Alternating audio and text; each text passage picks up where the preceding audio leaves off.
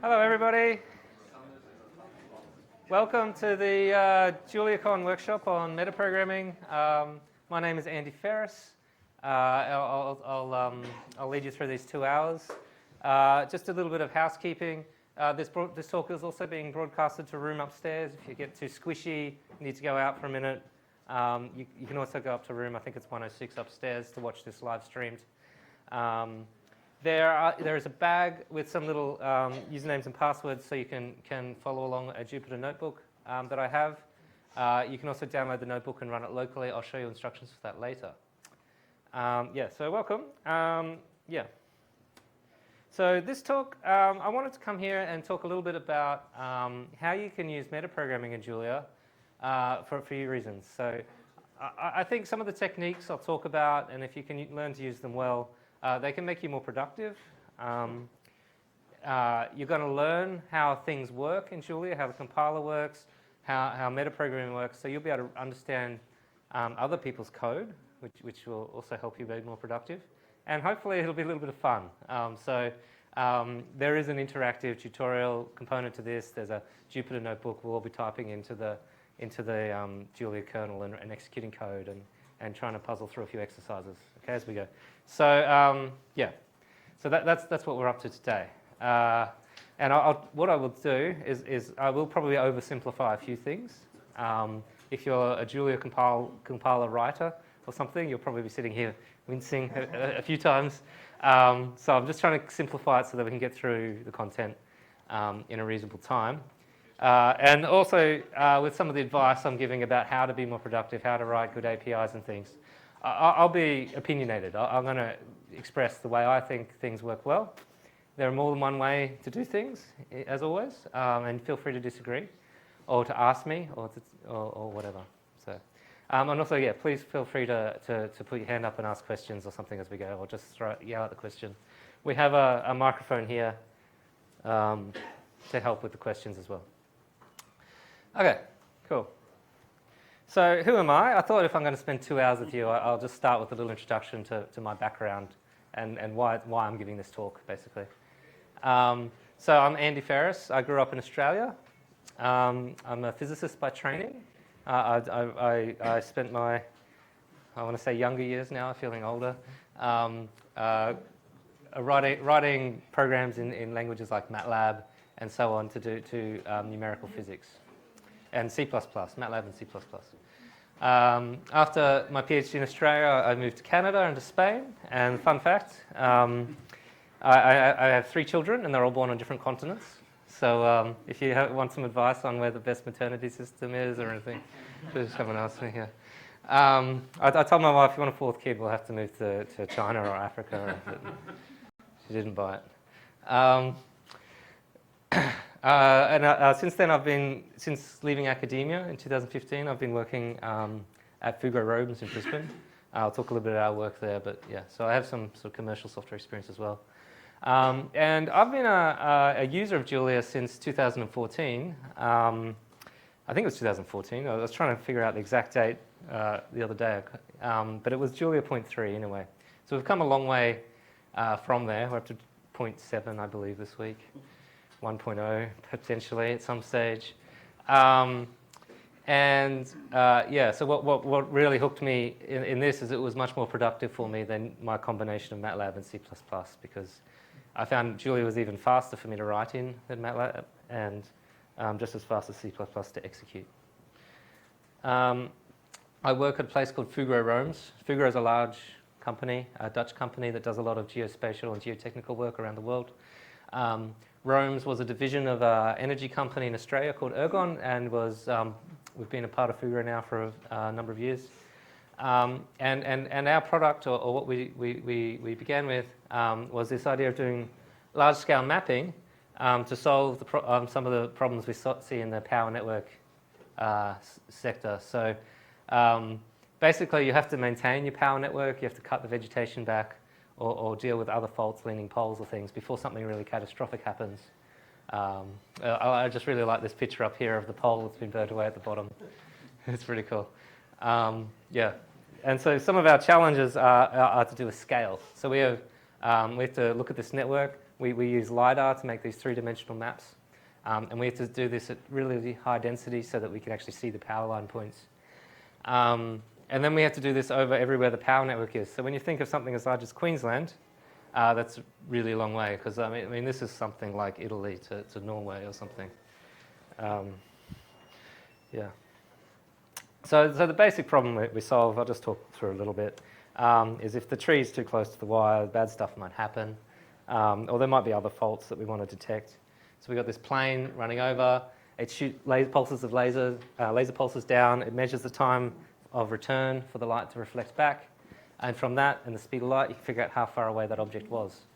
So there's a lot of processing, a lot of data there just to turn that into a three-dimensional point cloud. After which we have the 3D point cloud everywhere.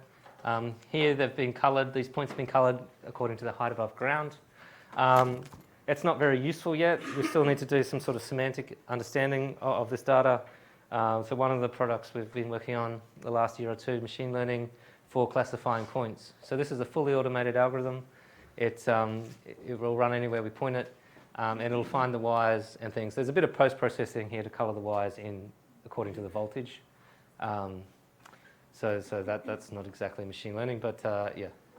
And some of the vegetation's coloured according to whether they're too close and things like that. Yeah, that's the kind of thing we do, and then we have to, from this information, figure out where, say for instance, the power network is, and turn that into kind of a model that we can kind of understand. And so you sort of have this big pyramid of data. You're sort of starting with big data, full waveform, turn it into point clouds, turn it into network models, turn it into a small list of problems for the clients to go and fix. So it's a big scale challenge.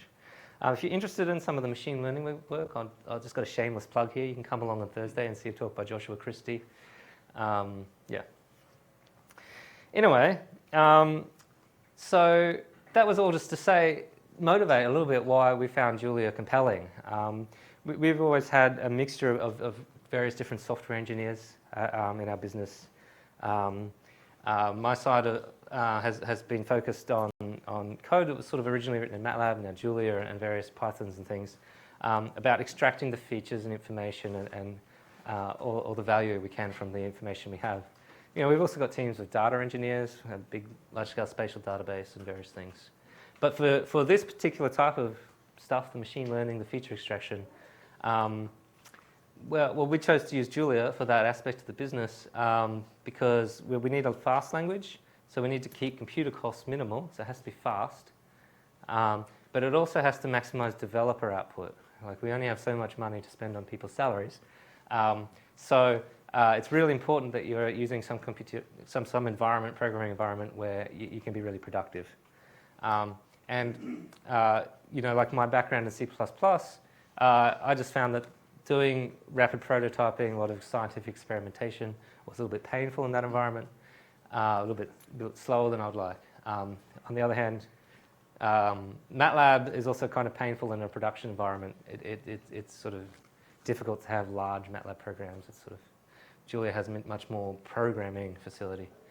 Okay, so most relevant to this talk, when you look at these 2 points, number 2 is the most important in 99% of cases.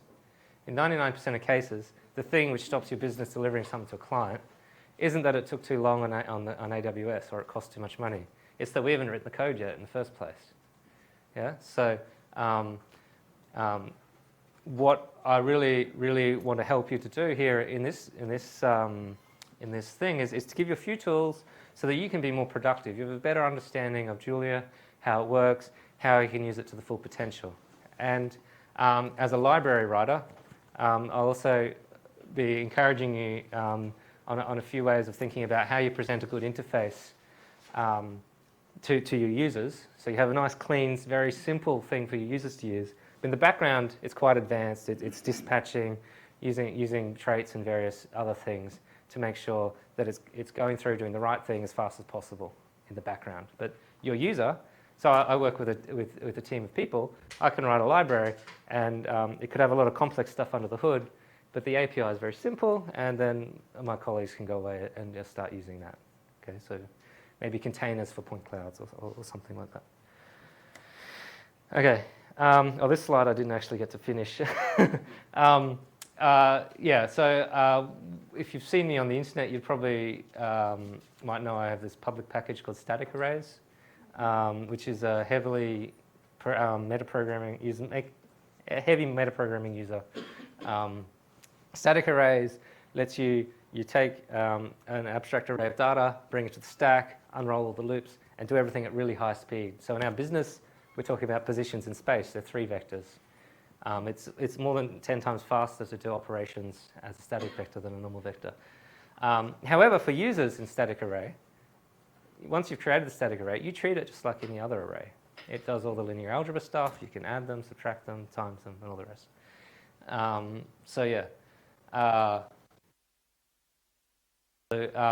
then the second point, which I didn't remember to expand, apologies. I've probably also spent a bit of my effort in the last couple of years thinking about how to deal with interesting tabular-like data. So when we have a point cloud, we might have a list of its points, x, y, and z, but there also might be the intensity of the laser pulse return, height above ground, and various other features and classifications assigned to every point. So it's kind of like a little table.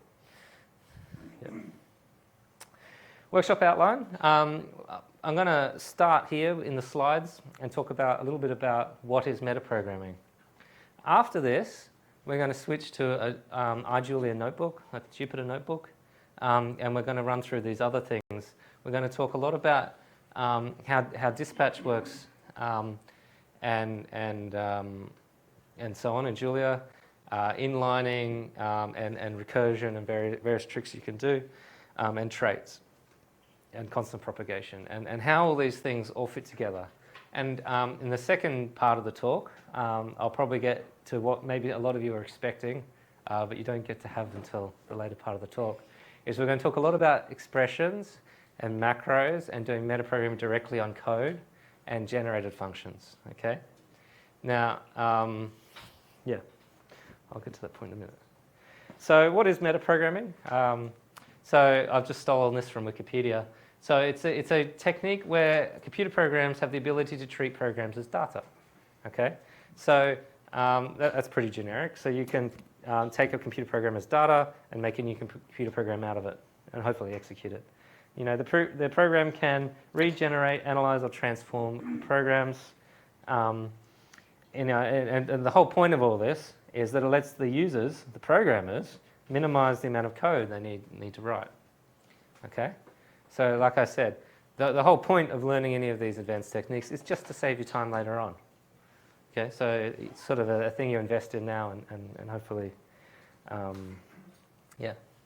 So, I think I've said this a couple of times already. So metaprogramming, to me, should really be about improving your productivity, the productivity of yourself and of any users of any of the code you use. So to make your job easier, it might, say, make a simpler syntax for performing a task. Or it might be able to perform some logic at compile time so that your runtime code is faster. Or, and this is probably one of the big ones, is you can provide abstractions, and Julia is really good at this, which don't cost anything at runtime by using various patterns in dispatch and macros and generated functions and things. Okay, so you can end up expressing the problem you want to solve in the language of your problem domain, and the metaprogramming will translate your problem into something the computer can deal with as a program. Okay, so the users of your libraries can really think about their problems. You know, we see this in differential equations, flux, jump, and many packages in Julia, where it's really designed, the front end is in the language of this, some kind of mathematics or something, but behind the scenes it's doing all sorts of crazy metaprogramming to solve your problems on GPUs with auto differentiation and fancy optimization techniques and so on. Okay. Now, at the bottom, I'm saying here, be a bit careful. Metaprogramming can easily make your code awful. You don't want to leave behind a trail of obscure, impossible to understand stuff for your colleagues to look after once you move on. So, you know, it's really critical that you apply good taste. You don't just throw metaprogramming at everything, and you make sure you document and write it clearly and all the rest. Okay, so maybe I'll talk a little bit about that as we go. Here's some examples of Julia. Here's query.jl. Then here we're building a data frame with 3 columns and performing a query. And one thing query.jl lets you do is write it using macros in a form which is reminiscent of SQL. So there are a lot of people used to dealing with tabular data and relational databases, and they'll have spent years learning SQL. And so they'll probably move to another programming environment, and they expect to be able to do things as easy as they can with a SQL query, and often they're disappointed. And so this is a package designed just to make that as easy as could possibly be. Okay. Behind all that, there's a whole bunch of metaprogramming and techniques to make this run fast. Okay. Another thing I touched on is cost-free abstractions. So in mathematics, we often talk about squaring a number, right? And if you ever come from C, you'll know that you should never square a number if you're doing high-performance computing. Never square a floating point number. You should always multiply it by itself, because that's a fast process built into the processor. If you type power 2 or whatever, or power x2 into C, it will run 10 times slower, or some ridiculous amount slower. Okay. So, however, if you come from a mathematical background, you just want to write it as maths is maths. The computer should be smart enough to figure out what you mean and do it as quickly as it can. So Julia itself, so this isn't any package or anything, we'll do something very interesting here to transform this into x times x every time you do that. So the parser will realize you've put in a literal in the exponent. It will call this function called literal pow. I don't know. Do you find that readable somewhere? Yeah. Okay, good. You can kind of see for different types of numbers, it may actually call different algorithms. So it might, for instance, invert it before exponentiate it, and other times it does sort of power by squaring. And if you follow through the whole list of things, it's not all shown. You can see that x squared gets converted to x times x for floating point numbers. Or it might be, yeah. All right. Then the other thing we might want to do in metaprogramming is representing programs as code, and so that we can deal with them in a very direct, hands-on way. Okay. So Julia has this built in from the get-go. All code that you can write in your text editor can be transformed into data, into expressions, they're called. So every line of every function is an expression. Every function body itself is an expression. And expressions can nest inside other expressions. Okay? And we'll learn about the expr type and so on. And the easiest way to create an expression in Julia is you can do it in a very literal syntax with this colon brackets. If you've ever seen symbol, if you've ever seen symbol, symbol is the expression for like a little token that you've written. So colon x is actually the same as colon with brackets in x. It's just the way that the Julia represents x as data is a symbol. And for more complicated things, which plus adding 2 numbers, there's an expression tree to represent that. Okay. Yeah. So once we can transform our program into expressions, and it's just data, it's really easy to just write another program to transform that expression into another expression. And then there are various ways of evaluating that. You can directly evaluate it with the function eval, although you will typically do this in macros and generated functions. So sort of let the compiler do it automatically when it's time. But there's nothing wrong with creating your own program as an expression and then just calling eval. Okay, so expressions are executed by Julia at various points in time. Directly at runtime, when you sort of you can create an expression and call eval. It will sort of go back to top level scope of some module and execute that code. So you can define your global variables and things if you do this. It's a little bit unsafe in that sense. It sort of has this read and write access to your global scope. It's probably not the preferable way of doing things unless you have to. You may want to transform your code using macros so that the user has to type something very little and short, succinct, and yet something interesting will happen. So for instance, a macro you might see quite often is assert. So you can just assert something is true. And you don't have to write an if statement and throw exceptions and things. It just makes that short and easy. And that makes you more useful to use, more likely to use this. It makes you more likely to write error checking if it's easy for you. Generated functions are very interesting. It's a form of stage programming where you can construct functions based on their input types. So this happens at dispatch time when that method is selected, and Julia's like, do I have compiled code for this or not?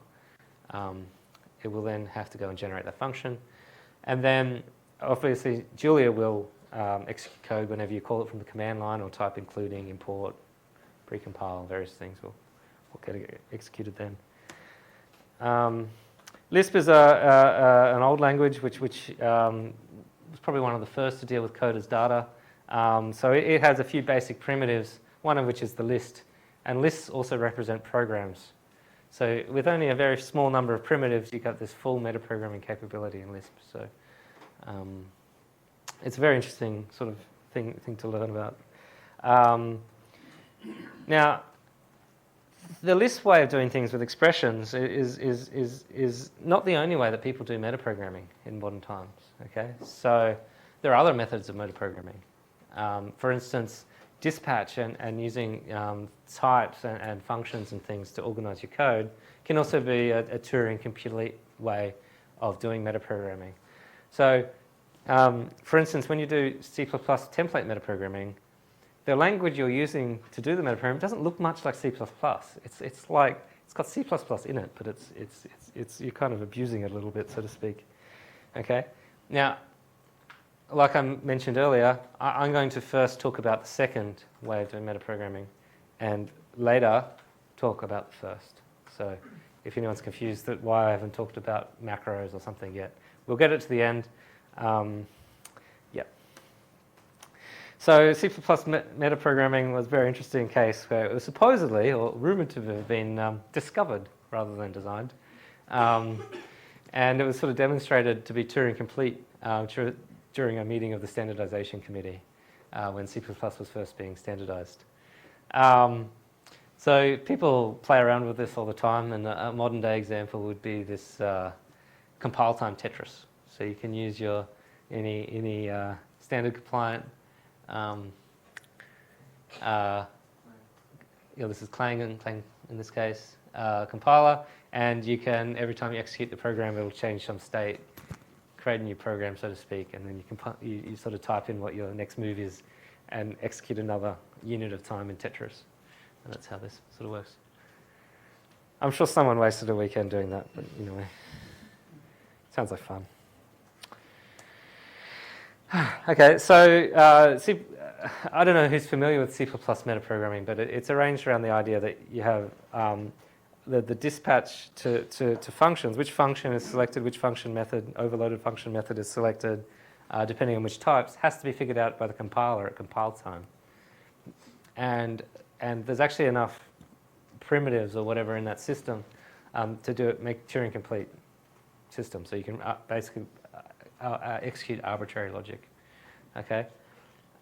In Julia, you can do the same thing. It's very similar. It has a type tree. It has dispatch. At most of the time, whenever Julia Inference works well, it will try and resolve all these types and dispatch methods at compile time as sort of constants. And using this system well, I mean, Julia was really designed to do this. Using the system well will let you do pretty complex metaprogramming just under the hood. So most of the metaprogramming tasks you'd like to achieve can actually be done quite economically and easily using things like traits, using things like inlining and so on.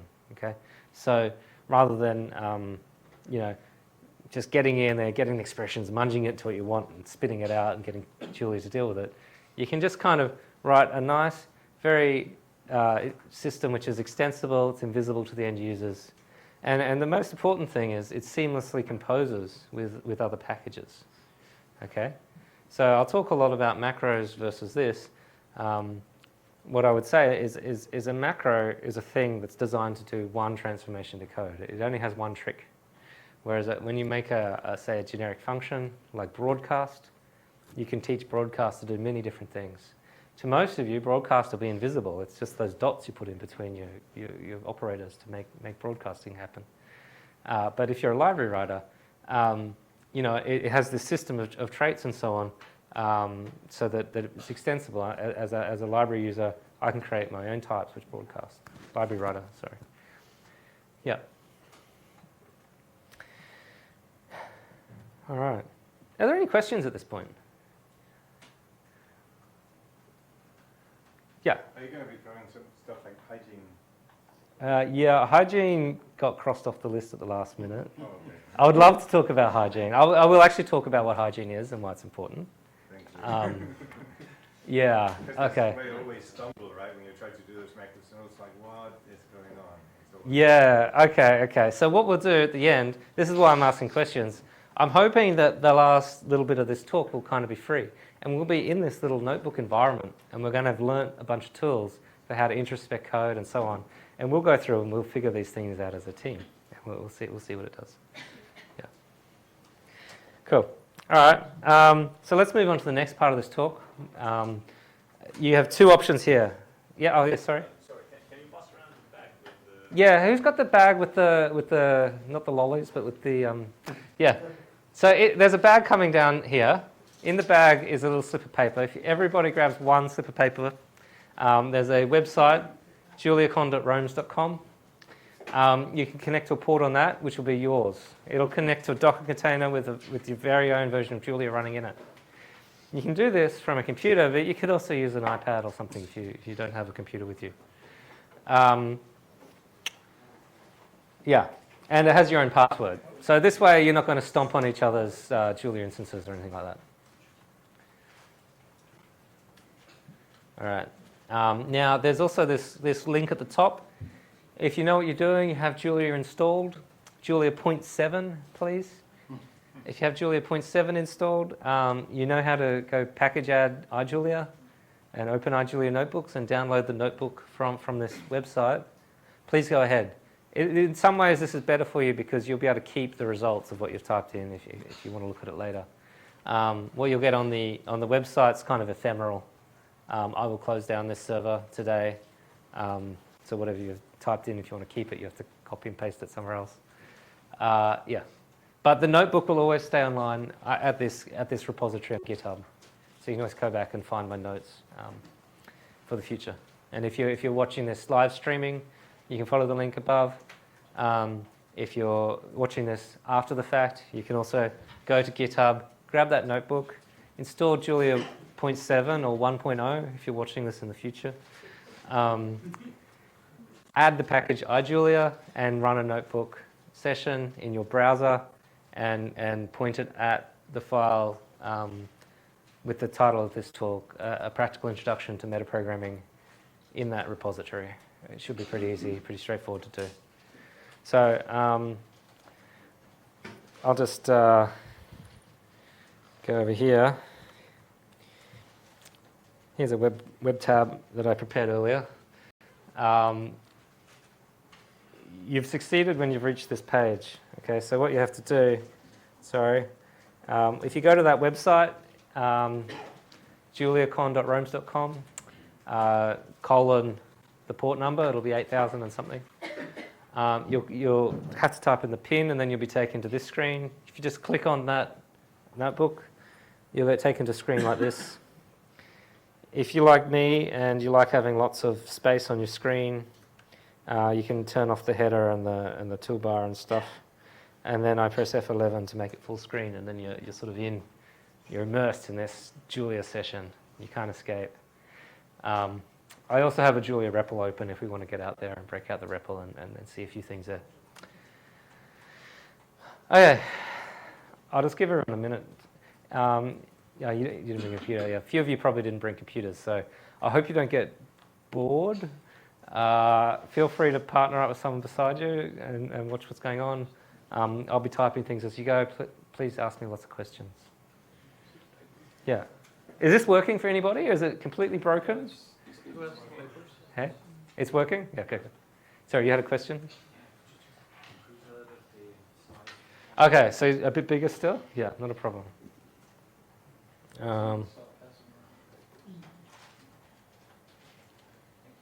Is that good? At some point, I know the sort of interface goes a bit wonky.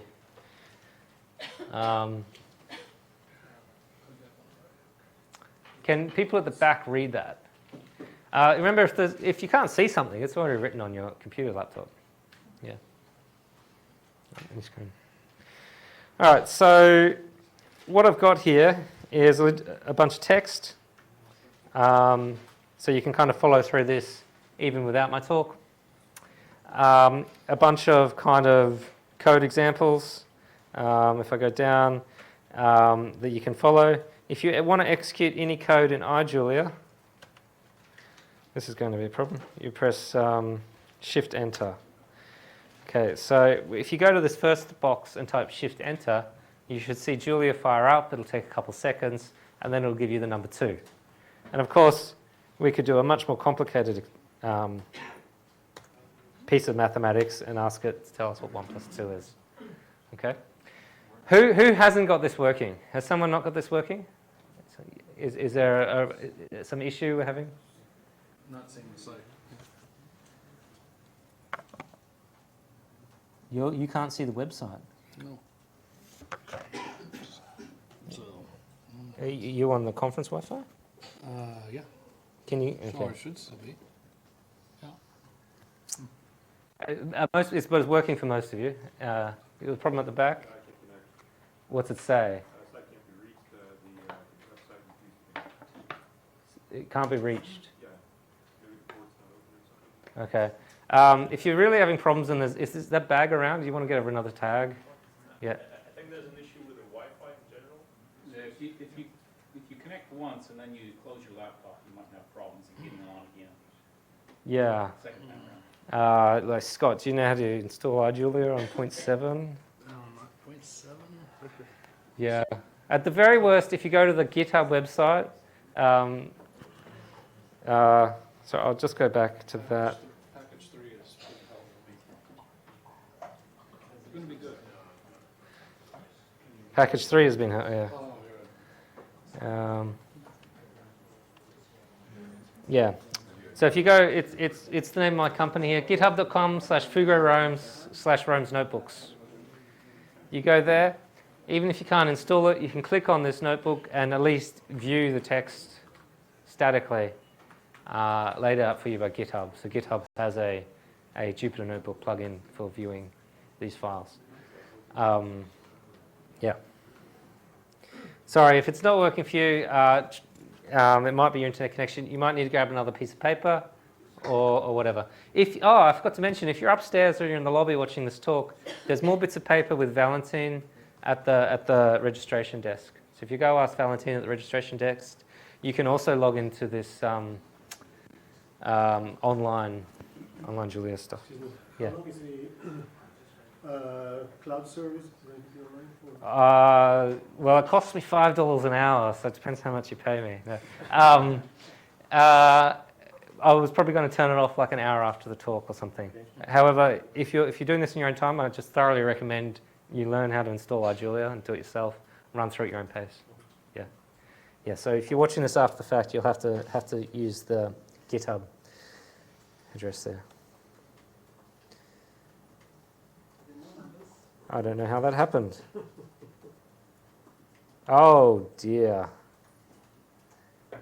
I think I put my number in the thing. That's going to be fun. Who got lucky number 8,000?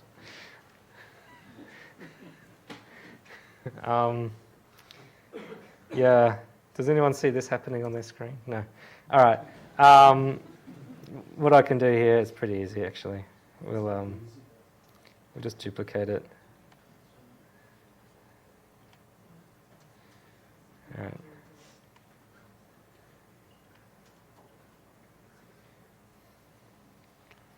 Excuse me. Yeah. Because this is another room where it's being streamed. Does someone have the bags so you can take it off the other? No, like I said, Valentin has about 30 of them at the front desk, at the registration desk. Yeah. Thanks. All right. There may be ongoing issues for some of you. I apologise, but we should probably move on in the interest of time. Yeah. All right. So, okay. So yeah, someone has been playing with this notebook. That's great. Like I said, you can do anything you want to type in here. The next bit is just a little introduction I wrote. This is more or less the summary of my talk that you find on the shared website and so on. Okay. Are there any more questions before we really jump in? All right, let's scroll down. How does Julia work? So just to understand everything, and so that you can teach yourself the metaprogramming afterwards, I'm going to spend a lot of time talking about how the compiler works and how you can introspect what it's doing at every phase. And this will really help you learn yourself about the metaprogramming. So to me, this is probably the most important part of the workshop. This is going to be fun, isn't it? All right. So compilation in Julia happens in stages. The first stage is it takes the text that you type in the REPL or there's in one of your files that you're including, and it parses it. And it will parse raw Unicode text and turn it into expression tree. Okay, so there's I think a program written in Lisp for doing this in Julia.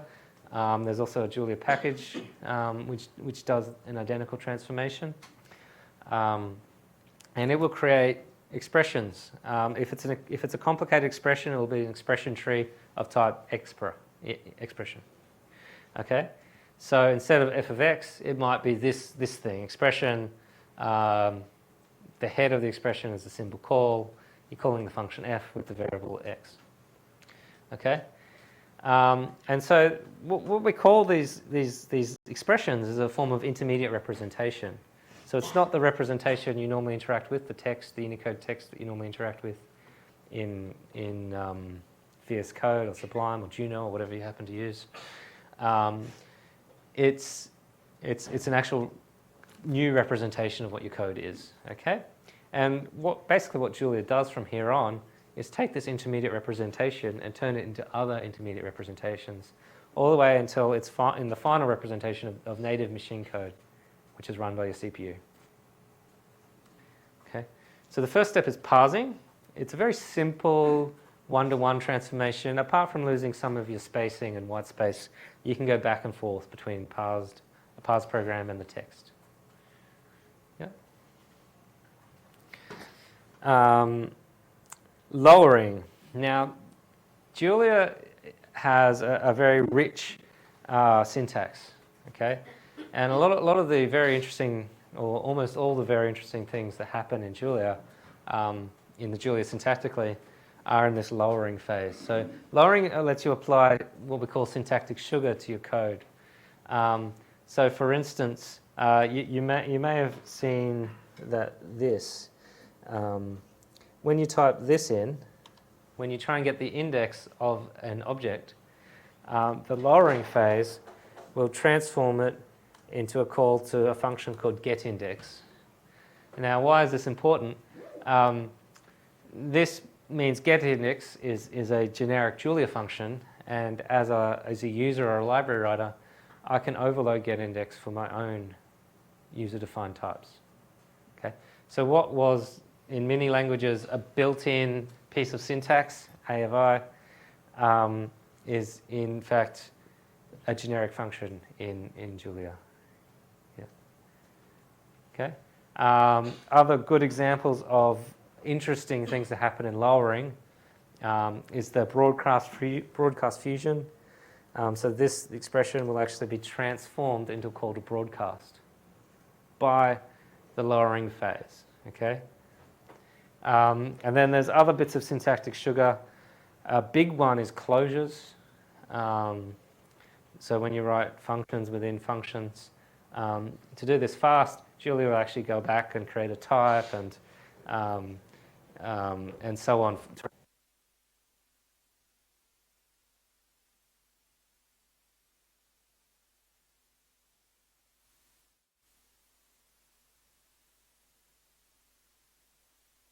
contains some internal data. And so what I'm basically trying to get at is some of the syntactic transformations that happen in lowering, they're quite powerful and rich and complex. And so they can be a bit hard to get your head around. If you're like me and you're not very familiar with Lisp, and then you try and read the code, it's like, yeah, it's nuts. Okay. Yeah, because I'm trying to teach you how the compiler works, I'll probably talk a little bit here. During the lowering stage, the compiler will also populate the type tree and the generic method tables. I believe this is right. It's something like this. It seems to go through multiple phases, where it's only during this first lowering step that you're allowed to, say, define a new type. The later transformations don't allow new types to be introduced, for instance. After this point, the Julia compiler knows the method table, it knows the type tree, and your program is more or less semantically complete. Okay, so all the transformations have been made, all the syntactic sugar has been transformed into things which are just calls to generic Julia functions or built-in Julia functions. And at this point, you can interpret the code. So there are interpreters such as AST interpreter JL, which will take lowered code and let you run a program on it. Okay. Now, in some ways, doing that. Well, hang on. And here's an important point. If you've ever seen the pre-compilation, you talk about a package being pre-compiled, these JI files. This lowered code is what goes in those JI files, and like the state of the type tree and so on. Now, you could run this in interpreter mode, but that would be slow. So by default, what Julia will do, whenever it calls a method, it will try and optimize it and turn it to machine code through a list of another 3 steps. Okay. Now, in theory, any of these steps below, they shouldn't make a semantic change to your code. Okay. So there's going to be a lot of transformations happening to your code, a lot of information being appended to it.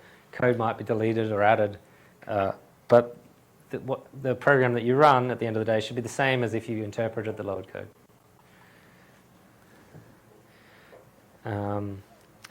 The next stage is very interesting. Sorry, just take a drink of water. Inference and optimization. I've put these two sort of together. You can kind of view them as apart. You can kind of view them as together. It depends how you think about it. So this is a phase of the compiler that's fully written in Julia. You can see it. It used to be called Inference. Now there's a whole directory of files in compiler. So at this point, at the beginning of this phase, the load code's in a very standardized form, and we can perform transformations on that form in order to make it faster. So probably the most obvious transformation that you would have heard of or seen probably in Julia is one called type inference. Okay, put your hand up if you know what type inference is. Okay, so Julia, every object in Julia is somewhere in memory and it has a type, like an actual type, some concrete type. It might be a struct with fields. It could be an array, or it could be a mutable struct. I think that's, or a bit type. Yeah, there's only 4 types.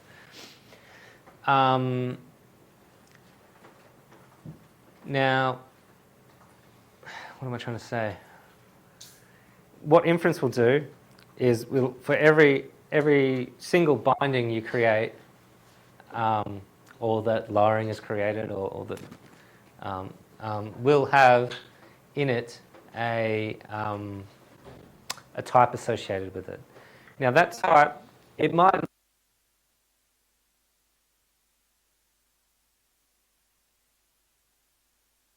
but it will do its best. So it will figure out if you add 2 integers that the result is an integer. So if C equals A plus B, where A and B were integers, then C is an integer. So inference is just doing this transformation. It's just saying, I know that this type, this binding is of this type. Okay. And then when it gets through and it wants to call, when you want to call another function, my example of c equals a plus b, if you want to call a function with c, you actually have to figure out which method of that function is going to be called. So when you know about Julia is that every function can be overloaded. And so when you throw some objects at it and try and call it, the first thing Julia has to do is figure out which function method you mean. This can be a relatively slow step, so it's better to do this at compile time, not at runtime. So probably the most important job of inference is to figure out which next method to call. And then once you know which method to call, you can perform inference on that method and figure out the return type of that method and insert that return type into your function. Now, if your call tree is a tree, it doesn't have any loops, inference will just work in a sort of depth-first manner and sort of go out and figure out what function calls what function, calls what function, calls what function, and return types, what are the return types, what are the return types, what are the return types, and then basically figured out the types of every object in your whole program. Okay? If, on the other hand, your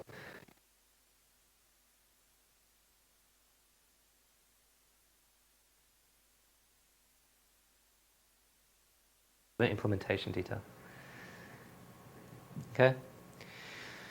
Now, during this phase, there's also many optimizations being made. As it goes through this stage, it will do all sorts of simplifications and constant propagations and things. So if you have 1 plus 1, c equals 1 plus 1, it'll know that c is 2. Okay? So it won't execute 1 plus 1 at compile time. It'll do it at runtime. It'll do it at compile time.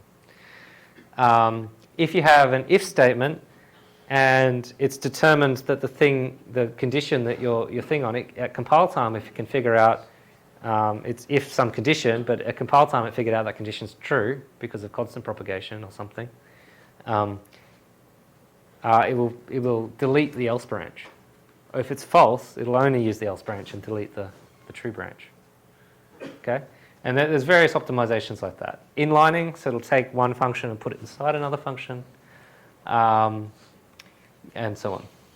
Yeah, but those three, constant propagation, branch pruning, and inlining are probably the biggest three that I'm aware of. I'm not the compiler expert in the room. Yes? What's the differentiation between compile time and runtime? Yeah, that's a very interesting thing. What is the difference between compile time and runtime? Julia blurs the lines. Traditionally, we have JIT compilers, just-in-time compilers, and ahead-of-time compilers. People joke that we have a just-ahead-of-time compiler.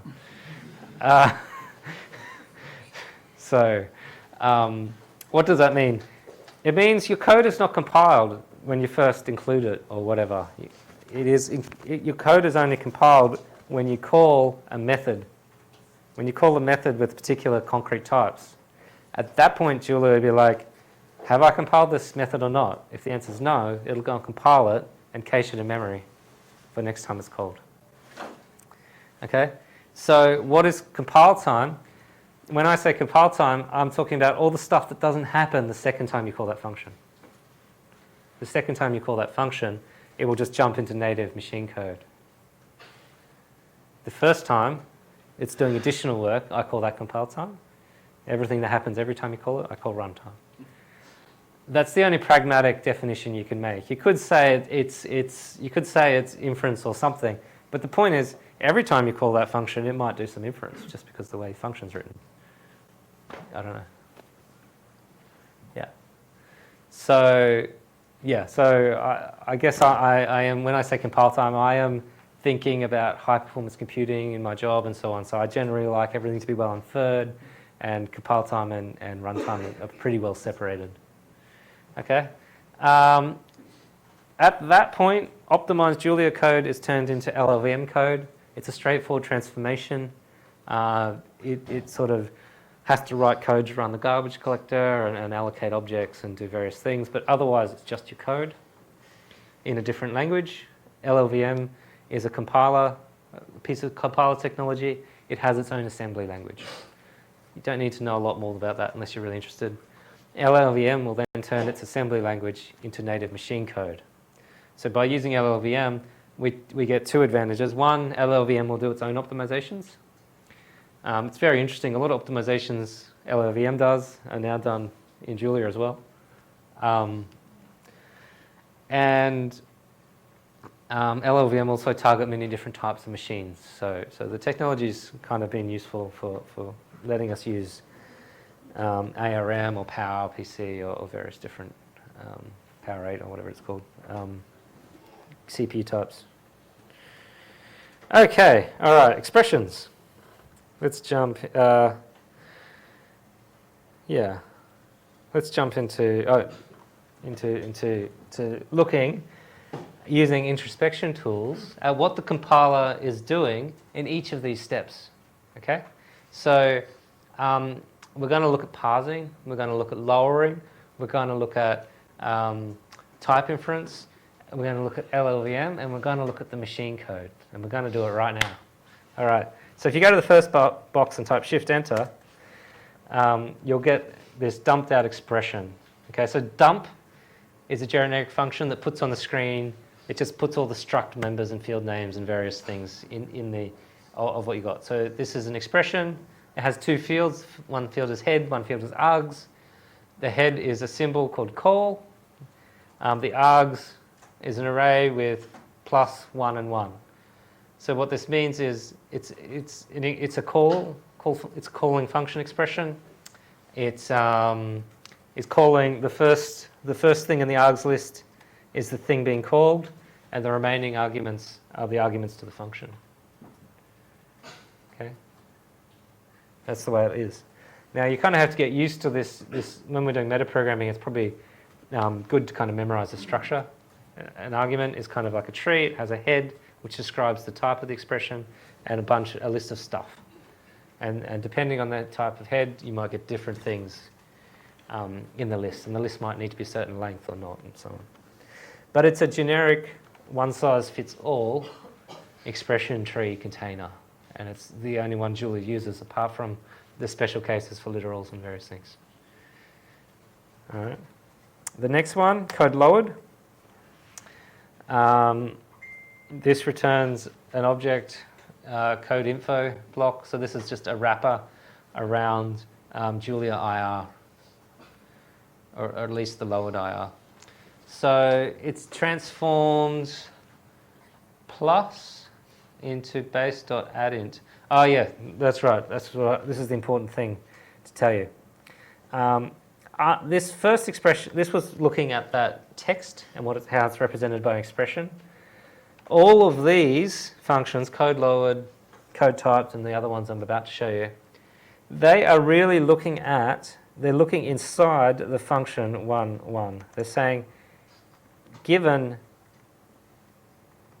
this function method, this method, which there's another nice macro called which. It'll let you figure out where it was written. Now, if we go into base and look at int.jl on line 53, there will be a function. Now, I'll just do this just for. Let's hope this works. On this line here, there's this function for plus for integers of bits, which must be int64 and 32 and so on. That calls addInt. Now, addInt happens to be a built-in Julia thing. Julia has to start somewhere. It knows how to add integers, multiply floating point numbers, and so on as built-ins. Okay. So when we write CodeLoad, the code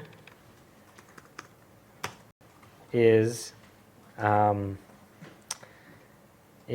first line of code creates this internal variable %1 in the function. If you haven't named a binding in the linearized IR phase, it'll make one up for you. It calls this function with x and y, which are the inputs, 1 and 1 in this case, and return %1 being the thing allocated in the first line. So it's a very simple kind of form. Every line of code, no line of code has nested statements. It's sort of split out into very linear kind of x equals call function, y equals call the next function, z equals call the next function. You don't have function or function or function or function anymore. It's split it out and made it flat. It's relatively readable. So this way you can see all the magical things that Julia has done. So if I write function of x equals x1, right, and I go CodeLoad function of an array.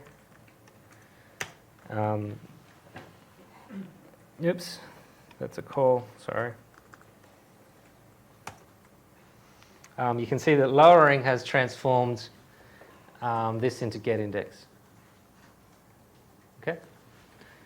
If I parsed that same statement, I would get something different. And we'll explore that later. There's exercises here where you'll get to actually learn this stuff yourself. Now, if we look at how this function here is turned into typed code, well, in this case, not much happens. It knows that x and y were int64s, and it knows that when you go base.addInt on int64s, you get an int64 back. So not much happened, but it did do inference. It could do other types of things, like prune branches of if statements and various things. It's the full optimization pass. CodeLLVM, this is an assembly language. So now we have add I64 of %1 and %0 for the two inputs, and returns the variable named %2. So it actually looks a little bit like the lowered IR, in fact. But yeah. And then very finally, code native. If any of you understand what that is, yeah, you're welcome. That's not good. The computer, the main computer's logged out. I think it timed out. Does anyone know the UCL guest account password?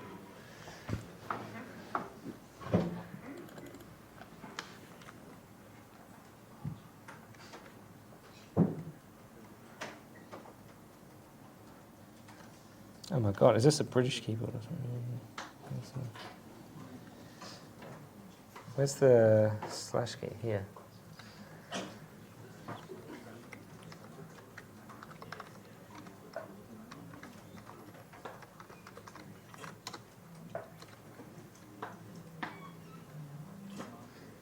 Did I type that wrong? Oh no, yeah.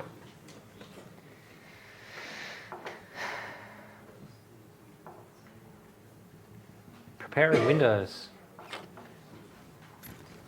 Apologies. I assume we're still recording otherwise. Is that right? Okay.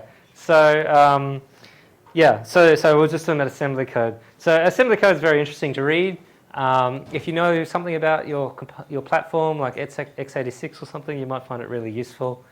I tend to use it a lot for things like static arrays. If I want to know that my small vectors are using simd instructions, I can look into this and look for YMM registers and things like that.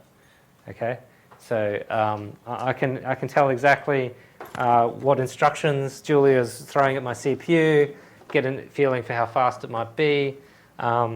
Certainly, if I have a simple function and there's heaps of native code, it's sort of a hint to me that something went wrong, and you can look at code types and so on and see where things aren't working well. Now, I don't know what happens if I unplug that and plug it back in. I probably have to use this, do I?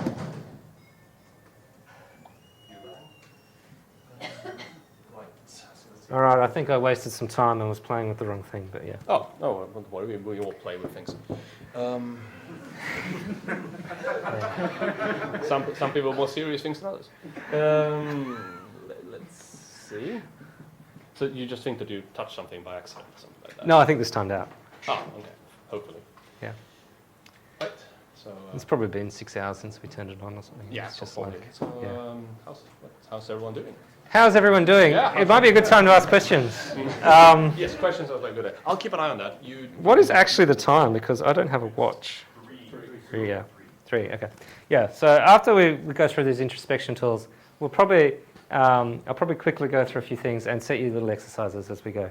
Who's gone ahead of me already and is just going through? Hey? Please not. It's still warming up. Just listen to Andy. I'll Yeah. I'll see what I can. Yeah. And, yeah. Sorry. So, could you explain what's a bits type then? Yeah, sure, a bits type. If you have something like in64, it's not a struct, it doesn't have fields, it doesn't have a field for the first bit and a field for the second bit and so on. It's just 64 bits. Okay, so when you're defining a type, you can create a new user-defined bits type. So in 64, in 32, and so on, I just defined this way in Julia. There's also another concept type of a type which is bits, which is something like a struct of bits types.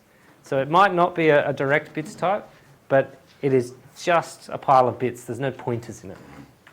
It exists by itself as a pile of bits. If it has pointers in it, I can't save it to disk and read it up later. It's more than just the bits. It's the entire memory system required to deal with that.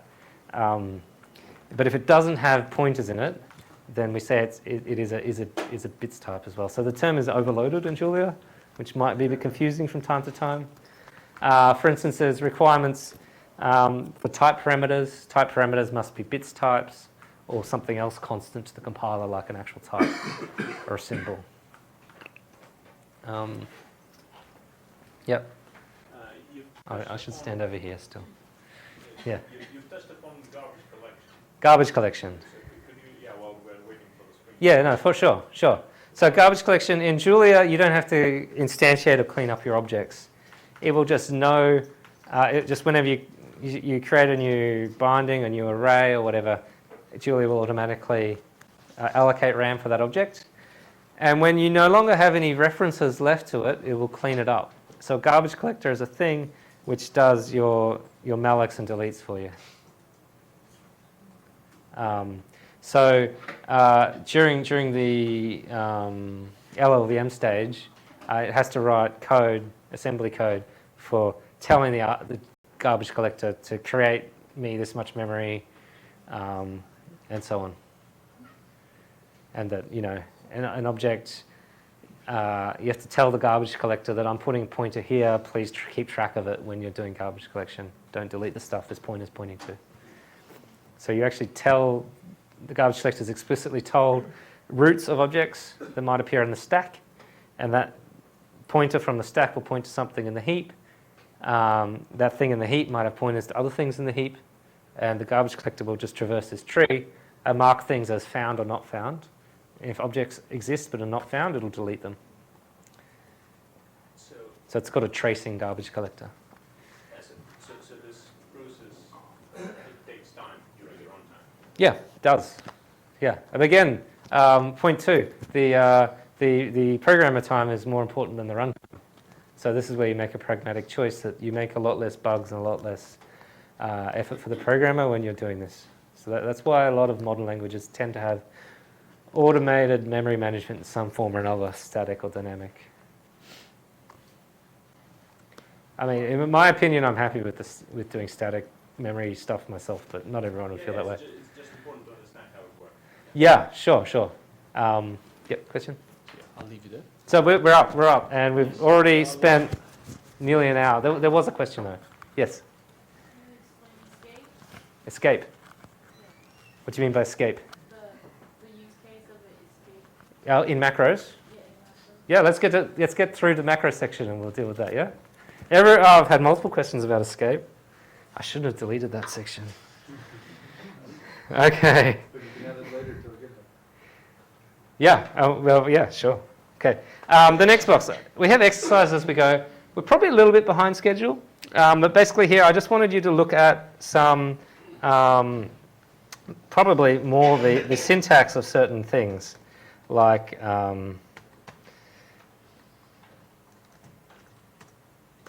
like if we make an expression like this, but then if we make a function like that,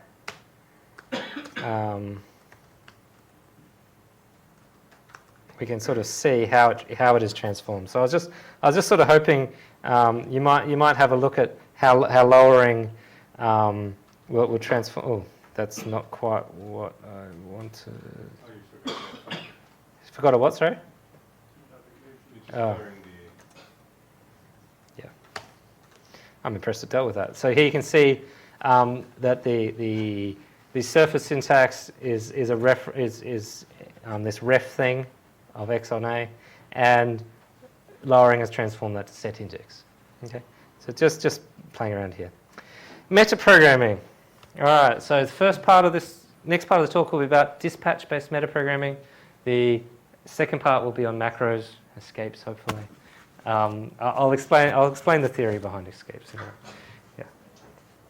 All right. Cool. Metaprogramming. So here I just want to prove to you that the dispatch itself, nothing more, just Julia types and dispatch. It's a Turing-complete computational environment. Okay, so I can create a bunch of types. They're bits. One bit is called 0 and the other type of bit is called 1.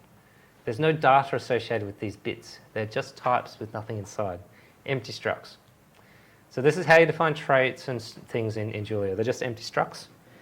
Empty structs have no runtime overhead. They don't live anywhere in memory or anything. The compiler will completely elide it before it gets to native code. It won't exist at that point.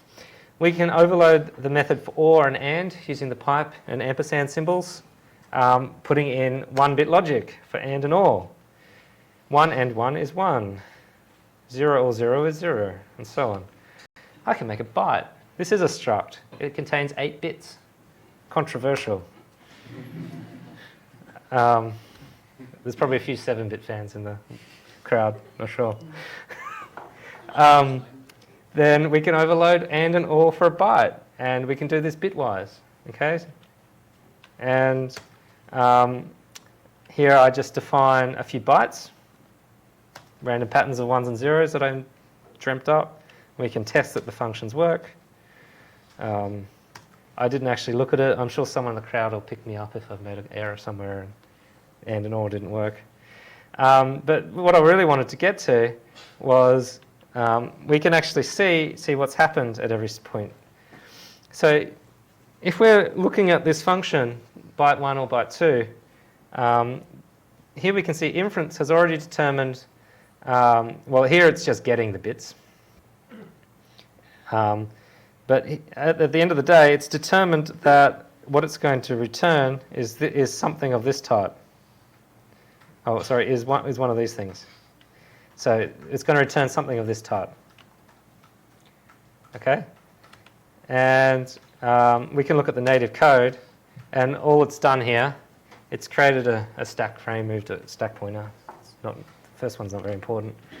But it's putting something into the return slot on the stack, and that thing is this random bit of gibberish. Now, this random bit of gibberish is something important. I said that these types, these empty structs, they don't have any bits associated with them. However, so that the runtime can track things, if you get one of these things and you want to know whether it's equal to something else or whatever, it still has to have a representation. And so what Julia does is it allocates a byte of RAM for it and talks about it in terms of its pointer. So this thing has a pointer.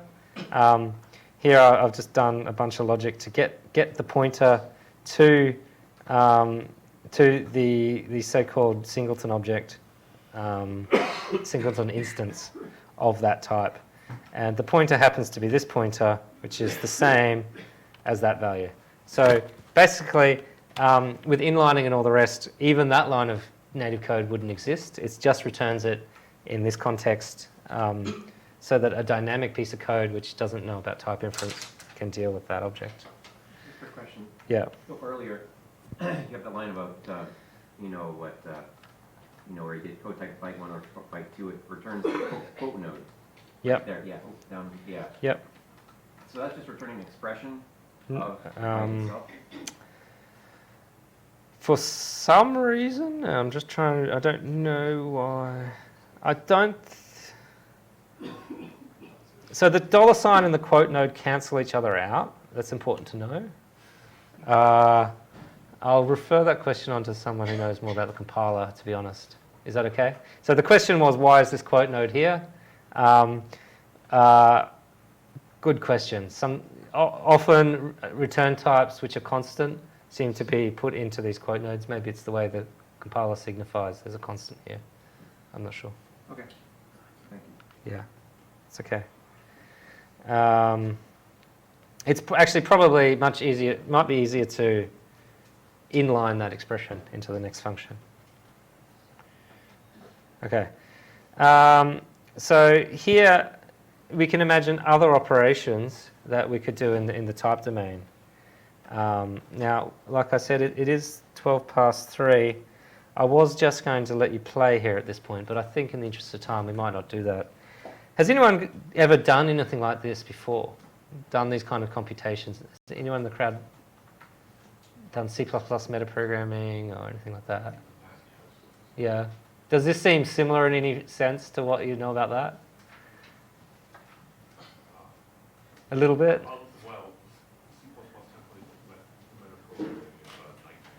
Yeah, C++ metaprogramming is a nightmare. Yes. So this is not a nightmare. I've just made basically normal code and dispatch, and I've been able to do compile time computations.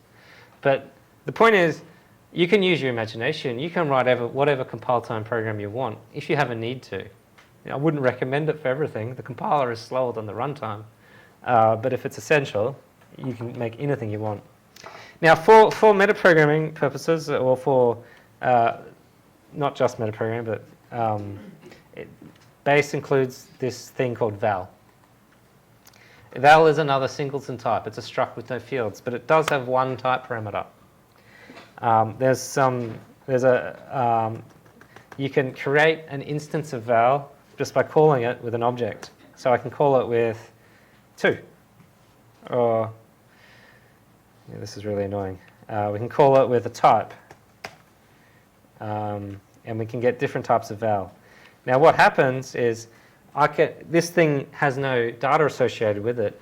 I can pass it along to another method, and Inference and the type system will deal with it at compile time. So this is a way for me to pass the number 2, pass it along through different methods, but not at compile time, not at runtime. So I can pass some data around, and it might go several methods deep. So if I don't want to use inlining or something, I can pass this around so that some method somewhere else can be compiled with knowledge that this number is 2 and not 1. Okay? So if inference works, that's super fast. If inference fails, that's way, way slower than passing the number 2 around. So you only use this if it's useful and necessary, right? Always apply Occam's razor. If the number 2 is fast enough, just use the number 2. Yeah. So like I said, this is a Turing-complete system. Inference itself, I've alluded to a few times, will fail. Fail is a bit of a strong word. It still works. It's just saying that it hasn't been able to infer the type of something you've created. And that might be because you've created a function like if true, return 1, if false, return a string. Okay? And if the thing that it's if the branch condition is known only at runtime, there's no way you can figure out the return type at runtime, at compile time. So it can only work as well as your brain. Like, yeah, it's nearly as good as your human. It's not quite 100%, but yeah, it's an interesting system. Now, when I said this is a Turing-complete computational environment, well, it's very easy to make, say, a function like this, which calls itself. What will happen if I try and run this function? Any guesses? Stack Overflow. Stack Overflow, correct. So at runtime, Julia has a mechanism for tracking stack frames. and will not let you call it over and over and over again until you crash, the entire web browser or whatever. At compile time, you need to put in ways of stopping compilation happening forever. Julia is a dynamic language. It's designed for you to play around at the REPL and type things. It would really suck if from time to time you just crashed the REPL and you couldn't get out because compilation's taking forever, like literally an infinite amount of time. Or maybe it's taking an hour. So at some point, it uses heuristics to back out and say, hang on, this is getting a bit too weird. You're an any. And literally, it sort of does that sort of thing. And so that's called type widening. So inference is talking about assigning a type to everything. It's valid for inference to apply a wider type to an object than it thinks. So instead of it being a union of 6 different things that it might have come across, it might just replace it with any, because that will make compilation faster. In many cases, it will make program execution faster. In some cases, it's a pain in the butt. You've got to trace down inference for a week, but that's life. Yeah, so, right. Any questions about the inference system? Yep. Does Julia use return type annotation to do any optimization? Yeah, I mean, that's key. That's the key optimization of Julia is the return type optimization. Oh, you mean when you, as a user, use call thing. It will apply that assertion. Inference will pick that up. So inference will always know the assertion you gave it. Hey? It doesn't dispatch on it. No, but the return value, the return statements will all be annotated with the type assertion. Inference always uses type assertions, no matter what they are. It will always be able to union them to themselves, and it will always succeed to pass that down the stack to the thing that called it. So in some sense, yes, it will always work, but what does always mean, I'm not sure. Because actually, type actually, is a conversion that is forced. I don't. Yeah, it's also a conversion. Yeah. It's a conversion, and Julia knows that the conversion is Also true, but you can overwrite convert in illegal ways as well. Yeah. But even if you do that, it has another assertion. The other thing is the return type. You can put, I think, an arbitrary function there. It might not be able to infer that function. So if you put this has to be bool, that's okay. If you put that this has to be some complicated function, it might not infer that. Yeah. Promotion. This is a nice little system of metaprogramming in Julia that makes everyone's life easy. If you try and add a float and a integer in some programming language, it'll throw an error at you. It'll ask you to convert them. Other languages will have rules for built-in types, but no rules for user-defined types. Okay? So Julia has a system of promotion that's written in Julia and can be extended by users. Yeah. So this can be this sort of an interface that can easily be extended. We'll see how it works internally as a kind of metaprogramming exercise. It calls this function promote. So that is, there's a method for plus, and maybe I should go over here again, because it was kind of cool when I did that. If I go edit plus 1, 3.14, it will call this method here, which just calls promote on the 2 inputs. Yeah. So I've written it here. I must have thought about that in advance. So when we add them together,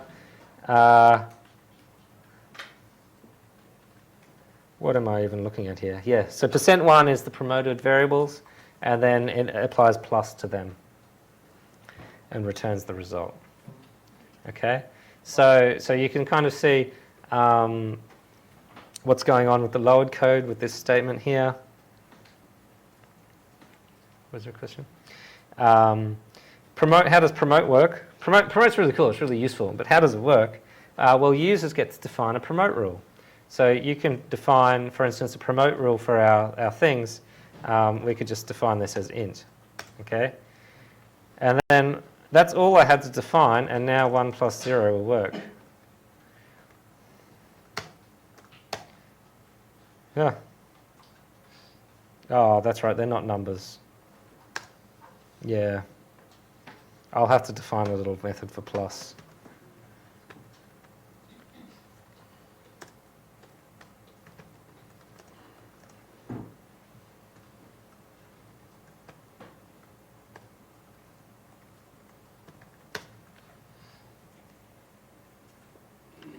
I think I've wrecked my entire session.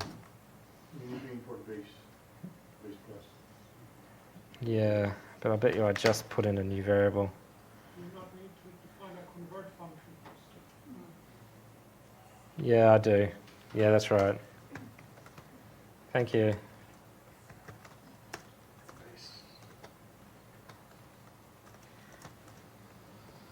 Base, base, base, base. Yeah. This was meant to be an interactive session, so.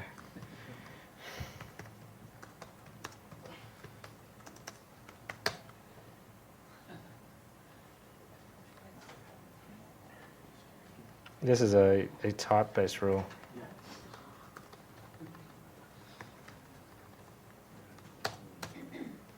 One. After all that.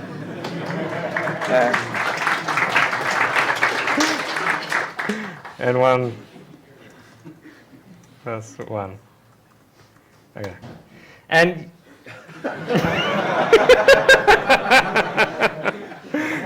yeah. Okay, I can see that. So, like I said, that was actually at the bottom because I was going to get you to do all this and then get tricked at the end. Yeah. So actually, to make the whole plus thing work, you actually have to define 3 or 4 different things. But it's still pretty cool that there's this nice system that you can hook into. But how does it really work? So that's how you use it as a user. It's nice, it's convenient, it's kind of magical. Even once you know about promote rule, it's still magical. So what it does in the background, I'm just not going to clobber base's space here. So I'm going to present a simplified version of promotion called promote2.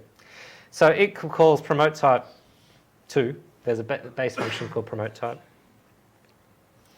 There's a base function called promote type, and it